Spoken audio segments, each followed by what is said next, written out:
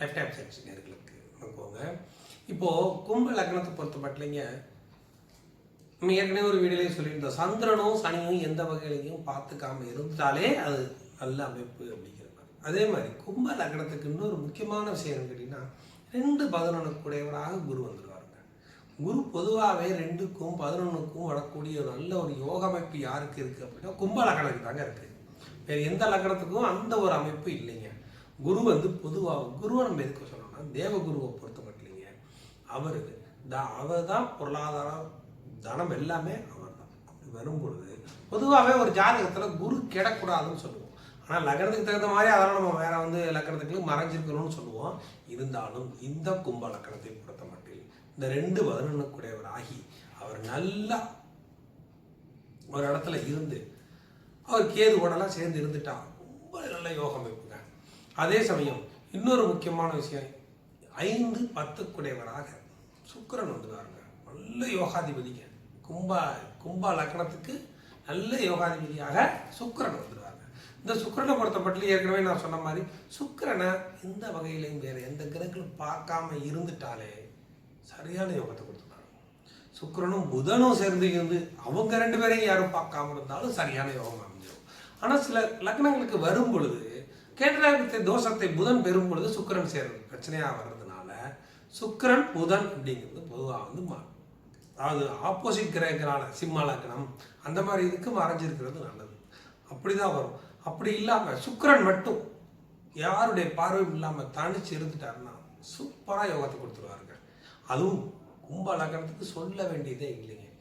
ஏன்னா அவர் 4-9 வருவார். மகர லக்னத்துக்கு 5-10 வருவார். கும்ப லக்னத்திற்கு 4-9 வரும். 4-9 வந்தாலும் அவர் பாதகாதிபதியாகத்தான் வருவார். பாதகாதிபதியாக வந்தாலும் அதுக்கு தான் இந்த வார்த்தையை சொன்னேன். இந்த பாதகாதிபதியாக வந்தாலும் அந்த சுக்கிரன் எந்த வகையிலையும் செவ்வாயோ சந்திரனோ பார்க்காம இருந்துட்டா அது சரியான யோகம். அதுக்கு தான் இந்த பாயிண்ட்டை சொன்னேன். அதே சமயம் இந்த செவ்வாயும் சுக்கிரனை பார்க்காம இருந்துட்டு செவ்வாயும் சந்திரனும் பார்த்துக்கிட்டாங்கன்னு வச்சுக்கோங்க, அது நல்ல யோகம் அமைப்புங்க. செவ்வாயுடைய கெடுபலன்கள் குறையும். அதே சமயம் இன்னொரு முக்கியமான விஷயத்தை நம்ம மறந்துடுவோம். லக்னத்துக்கு 6 சந்திரன் அவரும் கொஞ்சம் நண்பர்களோடு சேர்ந்திருக்கும் போது கெடுபலன்கள் குறையும். இப்படி தான் நம்ம பார்க்கணும். சனியும் சந்திரனும் பார்த்துக்க கூடாது. இதுதான் இந்த லக்னத்துக்கு ரொம்ப முக்கியமான விஷயம். அப்படிங்கிறப்ப அவங்க பிரிஞ்சிருந்தா எப்படி வருது, 2-11 ஆகி குரு எந்த இடத்துல இருந்தால் நல்லா வருது அப்படிங்கிறதையும், அதே சமயம் சனியும் சந்திரனும் பார்த்துக்கலைக்க அப்படிங்கிறதையும் எப்படி வரணும் அப்படிங்கிறதையும் நான் சொல்கிறேன். ஆனால் எப்போவுமே எந்த லக்னமாக இருந்தாலும் சரி, குருவும் கேதுவும் சேர்ந்து இருந்தால் கோடீஸ்வர யோகம் எந்த ஜாதகமாக இருந்தாலும் சரிங்க. ஆனால் எந்த வகையில் கிடைக்கும் அப்படிங்கிறத நம்ம பார்க்கணும். எந்த லக்னத்துக்கு எந்த வீட்டில் உட்காந்துருக்காரோ அந்த லக்னத்துக்கு அவர் எந்த வீட்டுக்கு ஆதிபத்தியத்துக்குடையவர், இது நம்ம பார்க்கணும். குருவும் நான் முதல்ல திரும்ப சொல்லிடுறேன், குருவும் கேதுவும் எந்த லக்னத்துக்கு வேணாலும் சேர்ந்துருக்கலாம். அப்படி சேர்ந்து இருந்தாலும் அவங்க 2 பேரும் யாராரு குருவும் கேதுவும் எந்த வீட்டில் இருக்கிறாங்கன்னு பார்க்கணும். அதே சமயம் இந்த குரு நம்ம சொன்ன லக்னத்திற்கு எந்த ஆதிபத்தியத்துக்கு அதிபதியாக வர்றான்னு பார்க்கணும்.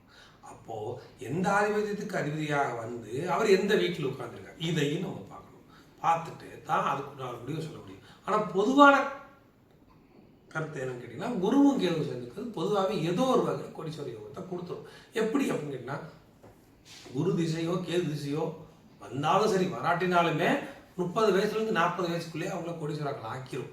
அதே சமயம் இப்போ குரு திசையோ கேது திசையோ வர்றதும் நல்ல அமைப்புங்க. குரு திசை வரட்டினா கேது திசை வரும், கேது திசை வரட்டினா குரு திசை வரும். அப்படிதான் ஏதோ ஒன்று நம்மளுக்கு வந்துடும். இப்போ நான் கும்ப லக்னத்துக்கு இந்த கிரகங்கள் அமைப்பு இருந்தால் எப்படி வருது அப்படிங்கிறத பார்ப்போம். இப்போ பார்த்துக்கோங்க, கும்ப லக்னம் பாருங்க. கும்ப லக்னம் லக்னாதிபதி சனி. அது நம்ம முதல்ல பார்த்துக்கணுங்க. லக்னாதிபதி எப்படி இருக்காரு, லக்னம் எந்த அளவுக்கு சுத்தமாக இருக்கு. ஏன்னா இந்த லக்னத்தில் இன்னொரு பிரச்சனை இருக்குதுங்க. லக்னாதிபதியே சனியா வீடு நம்ம என்ன நினைப்போம், பாவ கிரகத்தினுடைய வீடுங்க. அப்போ லக்னாதிபதி நல்லா இல்லை, அதே சமயம் லக்னம் கெட்டு போயிருந்தா அவங்க எப்படி நல்லா இருப்பாங்க அப்படிங்கிறது பொதுவாக நம்ம நினைக்கிற ஒரு விஷயம். அப்படி வரும்பொழுது இந்த லக்னாதிபதி சனி எங்கே இருக்கிறார் அதை வார்த்தை சொல்லிடுறேன். லக்னத்துக்கு 2 ராகு, 3 செவ்வாய், 4 6 5 6 6 சனி, புதன் வக்ரம், சூரியன் 3 பேர் இருக்கிறாங்க. புதன் வக்ரம், 7 சுக்கிரன் தனிச்சிருக்காரு, 8 குருவும் கேதுவும், 9 சந்திரன், 10 11 12 யாரும் இல்லை. இப்போ இப்போ இதில் முக்கியமான விஷயம் என்ன கேட்டிங்கன்னா, 9ஆம் வீட்டில் ஒரு சுபக்கிரகம் இருக்கலாம். அதாவது 6ஆம் அதிபதியாக இருந்தாலும் சந்திரன் இங்கே இருக்கிறது ஒரு நல்ல அமைப்புங்க. அதே சமயம் 7ஆம் இருந்து சுக்கிரன் 7இல் இருந்து யாருங்க இவரே 1 2 3 4 9 கூட 4 5 6 7 8 9 4 9 கூடையவர் ஆகி சுக்கிரன் லக்னத்தை பார்க்கிறார். இது ஒரு சரியான நல்ல யோக அமைப்புங்க. இப்படி அமையுங்க. இப்போதான் நான் சொல்லியிருந்தேன், இந்த லக்னம் வந்து பாவக்கிரகமாக போச்சுங்க, சனியே பார்க்கக்கூடாதுன்னு வேற சொல்றவங்க. அப்படி இருக்கும்போது இந்த லக்னாதிபதி நல்லா இருக்கணுங்க. அப்படி பார்த்தாலும் அப்படி பார்க்கும்போது இவங்க பிறந்த கிரகம் பார்த்தீங்கன்னா 11/8/2005ங்க. இவங்களுக்கு திசை பார்த்தீங்கன்னா சுவாதி நட்சத்திரம் முதல் பாலம். அப்போ ராகு திசை ஸ்டார்டிங்ல பிறந்திருக்காங்க. 2005 ஆகஸ்ட் 11/8/2005. அப்படி இருக்கும்போது இவங்களுக்கு கிட்டத்தட்ட 17 வருஷம் 18 வருஷம் வரைக்கும் பக்கத்திலேயே 2023 ஏப்ரல் வரைக்குமே இவங்களுக்கு ராகு திசை தான் நடந்திருக்கு. இப்ப நடக்கிறது என்னன்னு கேட்டீங்கன்னா, குரு திசையில குரு புத்தி முடிஞ்சு குரு திசையில சனி புத்தி நடந்துட்டு இருக்கு. குரு திசையில சனி புத்தியை பொறுத்த மட்டும்ங்க, இவர் பாத்தீங்கன்னா லக்னத்திற்கு சனியை பத்தி இப்ப நம்ம பேசிடலாம். ஏன்னா லக்னாதிபதி ஆயிட்டாருங்க, லக்னத்தை சுபர் பார்த்துட்டாருங்க. அது ஒரு நல்ல யோகா அமைப்புங்க. இந்த லக்னத்திற்கு நல்லா அதாவது நல்பலன்கள் கிடைக்கிறதுக்கு வழிகள் இருக்கு இந்த ஜாதகத்துக்கு. அடுத்தபடியா இன்னொரு முக்கியமான விஷயம் நம்ம பேசிட்டு இருந்தோம். என்ன பார்த்தீங்கன்னா, இப்போ குரு திசையில சனி புத்தி நடக்குது. சனியை பத்தி பேசணும் நம்ம. சனி இந்த சனி இந்த 6ல் இருக்கிறது நல்லதுங்க ஒரு வகையில். ஏன் அப்படின்னு கேட்டீங்கன்னா, லக்னத்தை பார்க்க மாட்டார். இன்னொரு விஷயம், லக்னத்துக்கு 6ல் சனி இருந்தாலும் 6ல் பொதுவாக சனி இருக்கிறது பொதுவாகவே நல்ல அமைப்புங்க. சூரியனும் புதனும் கூட இருக்கிறாங்க. எப்பவுமே ஒரு ஜாதகத்தில் தெரிஞ்சுக்கணும், சூரியனும் சனியும் இருக்கிறது ஒரு அமைப்பு. இருந்தாலும் இந்த சூரியனும் புதனும் சனியும் சேர்ந்திருப்பது ரொம்ப நல்ல அமைப்புங்க. அவங்களுக்கு எல்லா பாக்கியங்களும் ஓரளவுக்கு, இது எந்த வேலையா இருந்தாலும் டக்கு டக்கு டக்குன்னு ஓரளவுக்கு அமைகிற மாதிரி அமைப்புகள் பொதுவாகவே உருவாகும். எந்த லக்னமாக இருந்தாலும் சரி. இந்த சூரியன் சனி கூட புதன் சேர்ந்துடும். அதுதான் நல்ல அமைப்பு. சூரியனுக்கு நட்பு, சனிக்கு பகை, புதனுக்கு பகை இருந்தாலும் இங்க வந்து என்னன்னு கேட்டீங்கன்னா, லக்னாதிபதி 6ல் மறைந்து அவரை சந்திரன் பார்க்காம இருக்கணுங்க. அதான் மெயின். இந்த சந்திரன் மட்டும் சனியை பார்க்க கூடாது, அவ்வளவுதான். சனியை பார்க்கல, சனி வந்து சந்திரனை பார்க்கல, சந்திரன் சனியை பார்க்கல. இது ஒரு நல்ல அமைப்புங்க. அதுக்கு அடுத்தபடியா பாத்தீங்கன்னா, இப்போ 8ல் குரு 6ல் சனி. இப்ப என்னன்னு கேட்டீங்கன்னா, முக்கியமான விஷயம், 1 2 3 4 5 6 7 8 9 10 11 12 கூடியவர். 12 1 12 கூடியவராக, அதாவது இந்த இடத்துல 1 விட்டுருங்க, 12க்கு வரலாம். 12ஆம் அதிபதியும் 8ஆம் அதிபதி புதனும் சேர்ந்து 6ஆம் வீட்டு. இதை நம்ம பார்த்துக்கணும். 12க்குடைய சனியும் 8ற்குடைய புதனும் சேர்ந்து 6ஆம் வீட்டு. இப்படிதான் நம்ம பார்க்கணும். அப்படி இருக்கும்போது இவர் 8ல் குரு இருந்து, குருவும் கேதுவும் சேர்ந்து இருந்து, குரு திசையில புதன் புத்தி அப்படின்னா 8க்குடையவர் புத்தி வருது.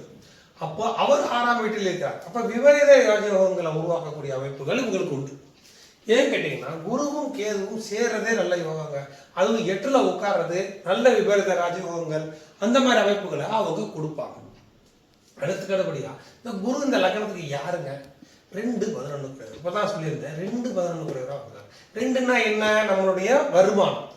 11ன்னா என்னது? நம்ம சேர்த்து வைக்கிறது, அதாவது டெபாசிட் 11ங்கிறது. அப்ப 2-11. இந்த 2ம் 11ம் ஒருத்தங்களுக்கு அதிபதியாகி குரு கேது, அந்த குரு கேதுவோட சேர்றது சரியான.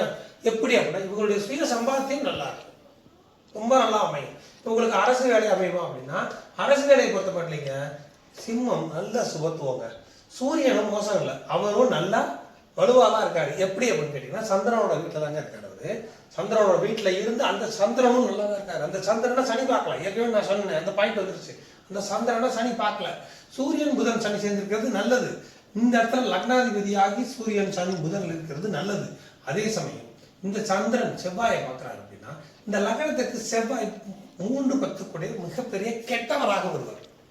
கெட்டவராக வந்து இந்த செவ்வாய் சுக்கிரன் பார்வையில இருந்தாதாங்க பிரச்சனை. அதைத்தான் நோக்கணும். இந்த செவ்வாய் சுக்கிரனுடைய பார்வையில இருக்கக்கூடாது. சுக்கிரன் யாரையுமே பார்க்கல, அவர் தனியா இருக்காரு. இந்த செவ்வாய்க்கு யார் பார்வை வேணும்? சந்திரன் பார்வை தான் வேணும். அப்பதான் இவரோட கெடுபலன்கள் குறையும். இவரோட இந்த பாயிண்ட் ரொம்ப முக்கியம். இந்த லக்னத்திற்கு இங்க 2 பேரோட கெடுபலன்கள் குறையணும். ரொம்ப ரொம்ப முக்கியமான பாயிண்ட் இந்த கும்ப லக்னத்துக்கு. இந்த செவ்வாயுடைய கெடுபலன்களும் சந்திரனுடைய கெடுபலன். செவ்வாயுடைய கெடுபலன் லக்னத்துக்கு சுத்தமாக ஆகாதவர்னா செவ்வாய் தான் வரும். இந்த லக்னத்துக்கு. அதே சமயம் இன்னும் சுத்தமாக ஆகாதவர் யாருன்னா சந்திரன். இவங்க என்ன அவங்களுக்குள்ள பார்த்துக்கிட்டாருன்னு நல்லது. அவங்களுக்குள்ள பார்த்துக்கிட்டு அவங்கள சுக்கிரன் பார்க்காம இருக்கணும். இதுதான் விஷயம். இப்படி அமைஞ்சிட்டாலே அப்படியே ஜாதகம் அப்படியே போயிட்டு இருக்கு. மேஜர் பிரச்சனைகள் வர விடாது. அதுவும் இல்லாமல் இப்போ உங்களுக்கு குருதிசை சனி புத்தி நடக்குன்னு சொன்னா அடுத்து குருதிசை புதன் புத்தி, குருதிசை கேது புத்தி. இந்த குருதிசை புதன் புத்தியில இவங்களுக்கு வேலையும் நல்லா அமைஞ்சிரும். அதாவது 2029-30க்குள்ள இவங்களுக்கு நல்ல அமைப்புகளை கொடுத்துருங்க.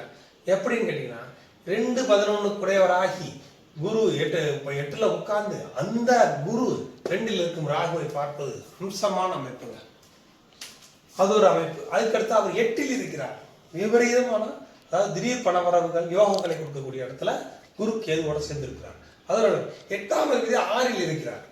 12 குடைவரும் 8 குடைவரும் சேர்ந்து 6ல் இருக்கிறாங்க. அம்சமான அமைப்பு. அந்த மாதிரி அமையணும். அதே சமயம் இப்போ இந்த செவ்வாயினுடைய கெடுபலன்கள் பெருசா இருக்காதுங்க. ஏன் கேட்டீங்கன்னா சந்திரனுடைய பார்வை அவருக்கு இருக்கிறது அந்த கெடுபலன்களை குறைச்சிருங்க. அதே சமயம் பாருங்க, இப்போ இவங்களுக்கு நடக்கிறதுல ரொம்ப பிளஸ் பாயிண்ட் என்ன அப்படின்னா இந்த ஜாதகத்துல பாத்தீங்கன்னா குருவும் எதுவும் சேர்ந்தது 8ல் சுக்கிரன் லக்னத்தை பார்க்குது. இது ரெண்டுமே அவங்களுக்கு எல்லாமே ஓரளவுக்கு ஸ்மூத்தா போயிட்டு இருக்கும். என்ன காரணம்? இந்த செவ்வாய் சந்திரன் சுக்கிரனோட சம்பந்தப்படலாம், அவ்வளவுதான். அதே சமயம் இந்த செவ்வாய் 4ஆம் பார்வையாக சனி புதன் சூரியனை பார்க்கிறார். ஆனா இங்க சூரியன் இருக்காரு. அதனால அந்த சனியுடைய கெடுபலன்கள் பெருசா வராது. அதே சமயம் சனி 10ஆம் பார்வையாக செவ்வாயை பார்க்கிறார். சனி 10ஆம் பார்வையாக செவ்வாயை பார்க்கறதுனால என்ன பிரச்சனை அப்படின்னு கேட்டீங்கன்னா இந்த செவ்வாய் 3-10 குடையவரா இருக்கிறதுனால இவங்களுக்கு தொழில அமைகிறத விட இவங்களுக்கு எப்படி சொல்றது கமிஷன் பிசினஸ், அதாவது ஓரளவுக்கு ஏஜெண்டா வர்ற பிசினஸா வர்றது அந்த மாதிரி இருக்கிறது நல்லா அமைஞ்சிடும். தொழில அமைகிறது இல்லை வேலைக்கு இருக்கிறது கரெக்ட், வேலைக்கு இருக்கிறது நல்லா அமையும். இதுதான் இது அந்த கெடுபலன்கள் என்னன்னு கேட்டீங்கன்னா இதுதான் வரும். வேலைக்கு இருக்கிறதுல நல்ல அமைப்புகளை இது கொடுக்கும். இதுதான். அதே சமயம் பார்த்தீங்கன்னா ராகுவோட அமைப்பு நல்லா இருக்கு. குரு திசை முடிஞ்சு சனி திசை வந்தா சனி திசையும் கெடுக்காதுங்க. சனி 6ல் இருக்கிறாங்க. 6ல் இருந்து பண்ணும்போது அது நல்ல யோகத்தை தான் கொடுக்கும். அதுக்கு அடுத்தது புதன் திசை வந்தாலும் புதன் 8 குடையவர் 6, அதுவும் நல்ல அமைப்பு தான். முக்கியமா பார்க்கக்கூடாத கிரகங்கள் பார்க்காம இருக்கிறதே ஒரு நல்ல அமைப்பு அப்படிங்கிறது இதுல ரொம்ப முக்கியமான விஷயம். இப்போ இந்த குரு திசை இவங்களுக்கு வேணுங்கிற எல்லா செல்வங்களையும் கொடுத்துரும். இதான் ஒரு பெரிய பிளஸ் பாயிண்ட். இப்படி அமையணும். இதுல வேற ஏதாவது டவுட் இருந்தா சொல்லுங்க. ஓகே.